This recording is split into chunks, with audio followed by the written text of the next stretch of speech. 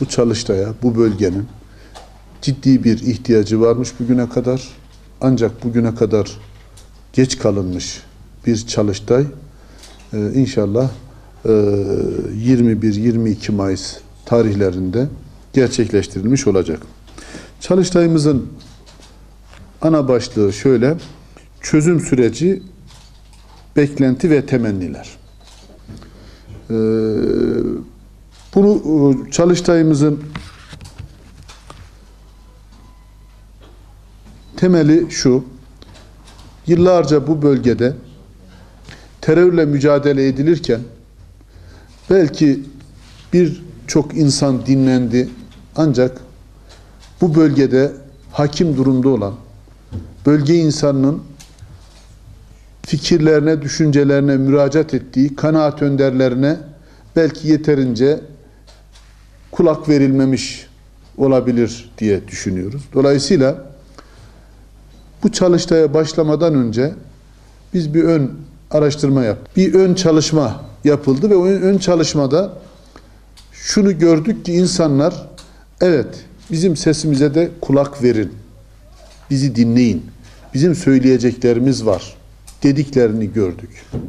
Ve buradan hareketle biz dedik ki bunu artık bir çalıştaya dönüştürelim, insanları çağıralım, hiçbir ideolojik duruşu olmayan, herkese, her kesime eşit mesafede duran üniversitenin bu çalıştayı yapması en doğruydu ve karar verdik, adım attık ve inşallah artık davetiyeleri bastırdık.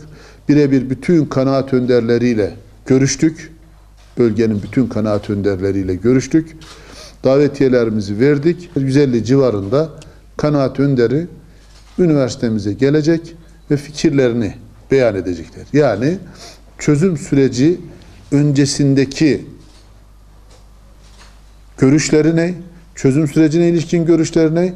Çözüm süreci sonrasındaki beklentileri ne? Bunları o insanlarımızın sesine kulak vererek biz bunu kitapçık haline dönüştürüp ilgili yerlere, ilgili gerek makamlara bunu göndereceğiz.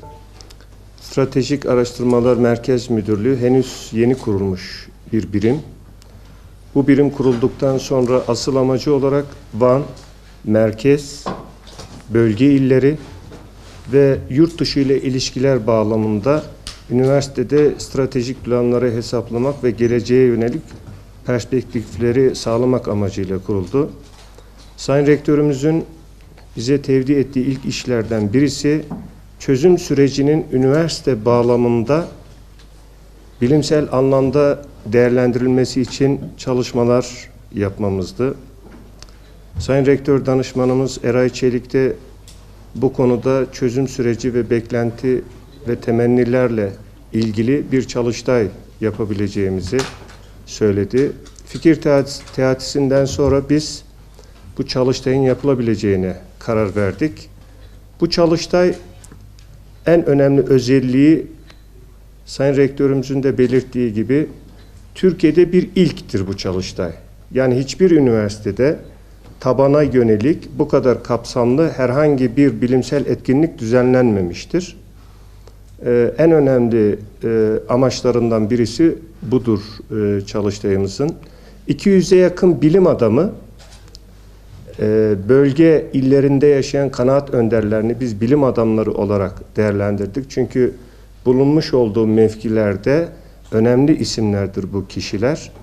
Bu önemli isimlere öğretim üyelerimiz bizzat kendileri giderek davetlerini yaptılar. Bu bir süreç. 100. Yıl Üniversitesi bu kentin en önemli paydaşlarından biri. Yalnızca kentle sınırlı değil, bölgenin, ülkenin ve dünyanın önemli paydaşlarından biri. Rektör Hoca her zaman söylüyor, biz bir evrensel dünya üniversitesi olma yolunda ilerliyoruz. Yalnızca işimiz eğitim vermek değil, toplumsal sorunların tamamına da çözüm bulmak konusunda da kararlı ve ısrarcıyız. Son 3 yıllık rektörlüğümüzün performansına bakarsanız muhtar toplantılarından, kadın toplantılarına, sivil toplum kuruluşlarından, farklı meslek gruplarından madde bağımlılığından sokak çocuklarına, sanat sokağının Van'da yeni bir hale çevrilmesine kadar biz bu kentle ilgili bir derdimiz var. Rektör Hoca'nın bu kentle ilgili bir derdi var. Bu kentin dönüşmesini istiyoruz, ülkenin dönüşmesini istiyoruz ve bunun için çabalıyoruz. Bunlardan bir tanesi de bu çözüm süreciyle ilgili yapacağımız çalıştaydır. Bunun sonrasında demin Rektör Hoca'nın söylediği gibi hemen arkasından bir sosyologlar toplantısı yapacağız. Alan uzmanları. Onlarla burada 2 gün boyunca yapılacak beyin fırtınası sonucunda elde edilen sonuçlar paylaşılacak. Daha sonra Haziran'ın sonu itibariyle Zaho'dan Ronai'ye kadar olan 12 tane üniversitenin rektörünü davet ettik. Yalnızca biz buradaki sorunlarla ilgilenmiyoruz.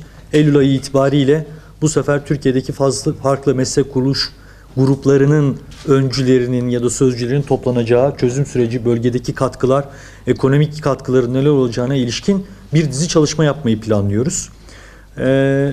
Bununla ilişkin olarak Rektör Hoca'nın söylediği alanda biz 2 sınır arasındaki bütün illeri belirledik aslında.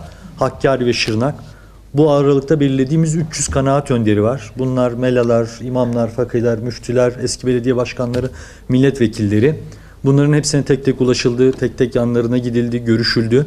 Buraya davet edildi.